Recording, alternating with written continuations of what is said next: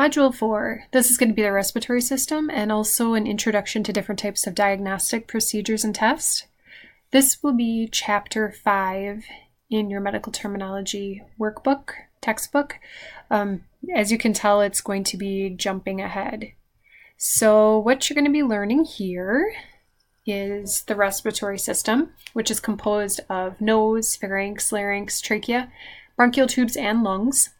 The function of the system is to perform respiration, which is going to be the exchange of oxygen and carbon dioxide within the body. So in this module, you're going to recognize all of the different types of medical terms that are related to the respiratory system, and then also different types of diagnostic procedures and tests. So checklist of activities for this module, you are going to have the same types of things that you typically have, which are going to include reading that module and then completing the exercises within that chapter. There are several different types of learning activities, as there are in all of the different modules. You'll have the pronunciation assessment for Chapter 5, your assessment exam, and then your spelling quiz.